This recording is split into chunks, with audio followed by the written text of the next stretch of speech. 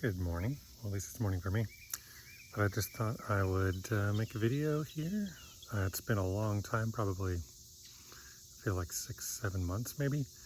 So a lot's happened in the last 6 or 7 months, but I just kind of wanted to hopefully start back up in making videos here. So I'm just in a beautiful setting, as you can see behind me here.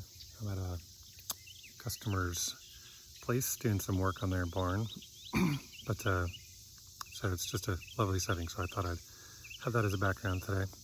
Anyway, so just a nutshell, so I had taken severance from my previous career, shall we? So I had about 6 months of severance that we put in the bank, and I left in August of last year, which would have been 2023, and we rather had been living off of that severance, and we had budgeted so that we would be able to probably make it about a year, 10 to 12 months, just kind of tightening down the budget and just tightening down our spending habits, so to speak, so that we were living on less. And we decided to also take a bunch of money that we had in savings and start building our house on our property. And as you can see in previous videos, and so I started doing that full time probably September-ish, and then September, October, November, December, probably about 4 months or so of continuing to tear apart the house. And then we started to pour a footer and build out an addition underneath the porch. And then a storm came in December and kind of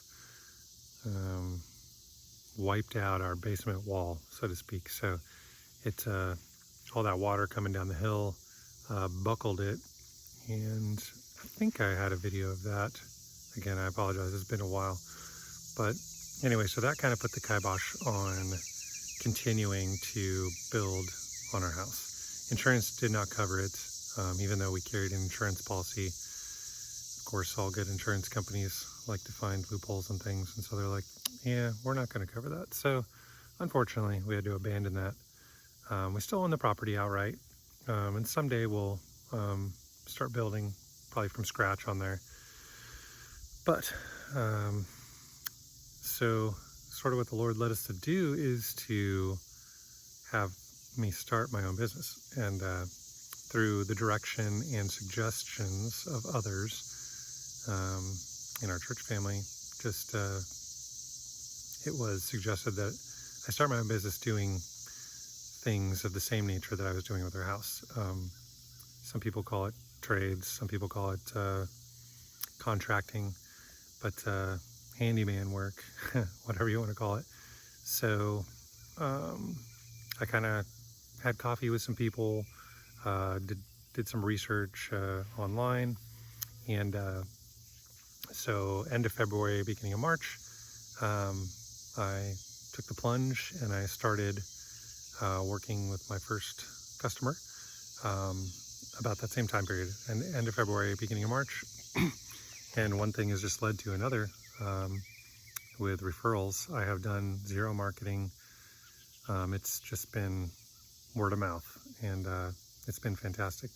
I've been super blessed, and currently it is July, end of July, and I am booked out about a month and a half. So it's awesome, and I couldn't be happier. Working locally is just huge. It's so refreshing, and a change from working for a company that's based on the opposite side of the country. And also there's just something about working with your hands and completing projects, and seeing the completed project when you're done. So it's just a feeling of, I don't know, it's hard to explain, but it was sort of the same. So as some of you know, I had a career as a mechanic. I worked for Toyota for 2 years, and then went to Ford and worked for them for 8 years after that. And it's sort of the same thing. You have a vehicle that comes in on the tow truck, and you diagnose what's wrong with the car, you fix the issue, you deliver it to the customer drives away happy, and then they come back and they request, hey, I want Ben to work on my car. Did such a great job last time. So it's very fulfilling work, and it's tangible. You can see what you've built, what you've fixed, and just such a different feeling than something that you are and I'm not talking bad about software industry, but working for a big corporation where you're doing software, you sort of feel like you're a small, tiny cog in the machine, and then even sometimes you work on a project for an extended period of time, and then they decide to shelve it, and they're like, nah, we don't want to do this, or we're just going to close this, and we've got something similar that another group is working on. And so it's kind of deflating, kind of makes you feel like, oh, do I really add any value here? And I don't know. It's just, although no, not shaming anybody or putting the software industry down. I've got a lot of friends in software, and they absolutely love it. And just different perspectives, that's all. We're all built differently, and this is just what I enjoy doing more. So it's been a blessing to me personally, and I'll say that. But anyway, I just wanted to give an update as far as what's been going on, what I'm doing now. So I'm going to try to balance making videos and making a living. So it's just a little different, when you're not swinging the hammer or operating the saw, you're not making any money. And owning your own businesses, there's a lot to it, as I'm sure some of you know who run your own businesses. There's a lot of time that you spend writing up estimates, talking to customers, working on whatever it may be, creating your LLC, or getting insurance for your business or your vehicles, working through your financials. All of that stuff is all time that you spend that you're not getting paid for. And I know a lot of folks probably don't understand that. And I know honestly, I haven't engaged with anyone who has felt this way, but some people are like, why do you charge so much? And they don't understand that there's a lot more than just me working on, your, whatever it is, your house or your barn, garage, or whatnot, that takes a lot of time. Working for somebody is different. If you're working for a contracting company, just as a dude, as a worker, then you clock in, you clock out, and there's no more responsibility for you. So, those types of folks making 20, 25 bucks an hour. So if that's people's expectation, when they have a tradesperson come to their house, that they're only going to be paying 25 bucks an hour. That's just, it's not the case. It's just like when you go to the dealership or the car repair place, and you've got to pay whatever they charge. Usually it's around $100, $120 an hour, somewhere in there. It's the same thing when you have a tradesperson who's skilled. They're not just, it's not just anybody can do what you're asking them to do, whatever the project is that you have them come and do. It's the same thing. You're paying for their expertise. You're paying for their specialized tools that they have, their trailer, their vehicle, all that. And so, I would say the same expectation should really be put in tradespeople. And I would say mechanics are tradespeople as well. So, when you're asking a tradesperson to come and do work at your place, the expectation should be $100 to $120 an hour. I think that's pretty normal. And also, the other reason that I've decided to pull the trigger on this is that, Well, people continued to come to me and say, oh, there's just such a need for people to do this type of work, to come and, whether it be carpentry or plumbing or electrical, roofing, whatever it is, there's just a dire need for people in the trades that will show up when they say they're going to show up, and secondly, that are trustworthy. That seems to be the two things that people are griping about, so to speak. They just have a desire for people to just show up when they say they're going to show up. A lot of people tell me, oh, I've called 3 different companies and they all say, okay, we'll be there, at this time and day, and they just never show up. Or maybe they'll show up initially to maybe do an estimate or just kind of take a look at what they've got, and then they just never return their calls. After they show up and then the customer calls them and says, hey, when can we set up a time and a day for you to come out and do the work? And just nothing. Or I've also heard, unfortunately, some stories about people paying, 100% up front, and the person will show up. Like I heard a story that this guy showed up to do a deck for this lady, an older lady, and single, and it was a good chunk of change. We'll say, I don't know, $10,000, $11,000, and she paid the guy. The guy went out, got all the material, came, started working, and about halfway through the first day, he said he needed to go home and grab some tools. Never came back. So he, he probably got away with, let's say, I don't know, $6,000, $7,000, $8,000 because, minus all the material that he bought. But it's just, unfortunately, there's just a lot of people that are not very trustworthy. I won't say in the trades, but just out there in general. So that's an issue too.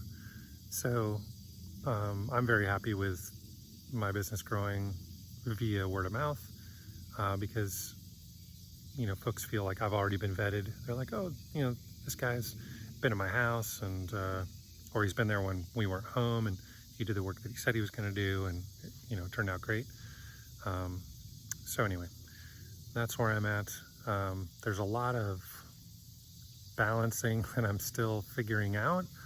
I'm trying to, like for instance, with doing estimates, I've been doing estimates, been trying to carve out Fridays to be my estimate days, where I'll drive around and look at people's projects, whatever they may be, and taking pictures, taking measurements, doing, everything that I can, that I feel like I need to do in preparation to gather all the information that I need to write up an estimate. But sometimes I find that, it's Thursday and I'm still not done with this project, so I need to bleed into Friday and finish this project, and then it ends up Friday just gets totally burned with working, and then my estimates stack up until, I don't know, maybe even the next Friday, and then sometimes I'll actually go and do the physical part of the estimate, and then I just don't have time to do the write-up part of it. Because one thing with getting into a trade, I've got a lot of knowledge up in my head, but there's a difference between having knowledge in your head and actually putting it into practice. So, and being a professional, having to do it in a time frame rather than your own time frame. A lot of when you go from do-it-yourselfer or helping other people out, your time frame is kind of longer, if you will. But customers expect, hey, you said you'd get this done in a couple of days. This should be done in a couple of days. So just trying to figure out how to pick up speed, but also still do a good job, a good quality job, the way that it should be done. Make the customer happy, and still make money in the in the meantime. So anyway, just trying to still balance that. There's lots of things that I'm learning, like, you need to be not necessarily licensed. There's a certain threshold here in our state where you can do a certain amount of work under a certain amount of money for projects, and you don't need to be licensed. And also there's only a handful of counties that you need to be licensed in. Otherwise, for the kind of work that I'm doing, you don't need to be.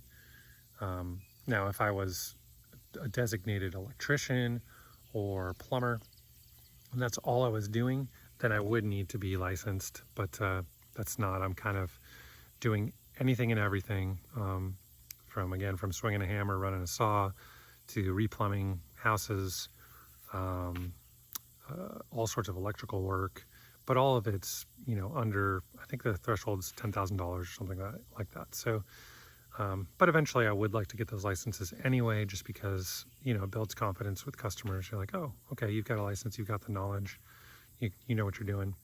And then insurance is another thing. You need to be insured so that if anything happens to the customer's whatever garage, house, if you do a plumbing repair and it springs a leak and it causes thousands of dollars worth of damage, then you're held liable. And to for the customer's benefit, you should carry insurance so that if the work that you do causes damage, then the customer's covered. And they're probably still not going to be very happy that there's damage caused by the work that you did, but at least they don't have anything out of pocket that they have to pay. It's all covered because you're carrying insurance. And also with your vehicle, I carry commercial insurance on my vehicle, so that way if I were to do anything stupid, I don't know, ran over a septic line with my truck while I was driving through their field, or if I put it into reverse by accident and I backed into their garage door, just something like that, that's covered too. So these are just figuring out these things, establishing your business as an LLC so that you separate yourself from the business. So if any, again, we're living in the day where people are they like to take you to court, unfortunately, and rather than just saying, hey, can we just work this out between us? And I understand, a lot of people don't want to take responsibility for their actions, but establishing an LLC is a good thing because it separates you personally, your liability personally, from your business. So if anyone wants to come after you, they can't come after you personally, your house, your personal vehicles. They can only come after your business and the things that are associated with your business. So anyway, I know it's kind of just rabbit trailing here, but these are the types of things that I'm learning. And of course, all these are extra added expenses too, right? An LLC here in our state runs $300 annually to register your business, and then another thing that you should do, pardon me, if you're thinking about establishing an LLC, is to do or have what's called a registered agent, and that allows you to register your LLC sort of not anonymously, but all your information is not publicly available. So just in the day that we live, again, with security issues and people's identities being stolen, information being stolen, and things of that nature, it's just a good extra precaution to have. So, or to take rather. So I think it's an extra $125 a year to do that. So you're looking at about $425, $450 every year to register and re-register your LLC. And then the insurance piece, I think I pay roughly, I've got $3 million in coverage for my business, and then $1 million coverage for each of my vehicles. And I got 2 vehicles, and that's, I think it's close to $300 a month that I pay for that. And then having a web presence, right? I mean, we live in a digital age, so having a web presence is good. That's minimal. It's like $15 a month, but again, there's time that you have to take to maintain your website, to create your website in the, from the get-go when you first, create your website. That takes time. You're not getting paid for that. Creating business cards, business cards are always a good thing to have to pass out to people, to kind of get your name out, or at least, people can associate if you've got a logo or a color scheme or whatever it is. They'll kind of remember it, right? It's part of marketing. And so it takes time to create those cards. It takes, not a whole lot of money, but it takes some money to create those business cards. Any kind of advertising you want on your vehicles. You want to create signs or magnets or a wrap, for your vehicle. Wraps are not cheap. You're probably looking at a couple of $1,000s to wrap your vehicle for your business. It's probably less, probably maybe 100, 150 bucks to create a couple of magnets to stick on there. And then all your vehicle maintenance, all your fuel, all that stuff, right? It's all cost. And another cool thing though is it's all tax deductible. So anything that you're putting forward financially towards your business is deductible from the taxes that you owe. And depending on how much money you make, just like everybody knows with taxes, it depends on the percentage of taxes that you owe at the end of the year. So, but I put away 40% just because that's, I think that's a good, safe number to put away so that you don't owe come the end of the year and you have to figure out and find that money, right? You put that away, you put it in savings, so at the end of the year, you've got 40%. I think max, if you made a lot of money, probably, nothing that I'll ever make, but it's 30, maybe 35%, something like that. But again, that's a good chunk of change, especially if you're making, let's say you're making $200,000-$300,000 at the end of the year and you got to pay 35% of that. That's $70,000 for if you made 200 grand over the last year. So hopefully you've got that saved in your bank. Otherwise you're going to be, IRS is going to be looking for you. So, just another thing. I'm sorry I'm Robert Trillian here. I'm just kind of brain dumping all the things that I'm learning as I start my own business and in this field, if you will. But all that to say, I'll try to cut this video short here and end it, but I just wanted to give it a little update of where I'm at, what I'm doing, and hopefully you've enjoyed this beautiful view in the background. For those of you who like green, I love green, so it's beautiful to me. But maybe someday I'll do a little video at the beach for those of you who love the beach. But I won't be at a customer's place probably, hopefully on vacation. But anyway, I hope you all have a great day, and I hope you've enjoyed last 20 or so minutes of me rambling. And as always, you got any questions or comments or suggestions, please throw them in the comments section. Helps me out, helps others out who are watching this too. And I hope to bring you guys lots of content that will be helpful as I go to different jobs. And as always, give me suggestions as time goes by to make these videos better. These videos aren't for me, these are for anyone who's watching, to help anybody out. That's what I want to do. I've watched thousands of hours of YouTube videos trying to figure things out, learning things, and so the purpose of me doing these videos is just to help folks out, to kind of return the favor of what YouTube's done for me. So anyway, I'll stop rambling. Again, have a great day, and we'll see you soon.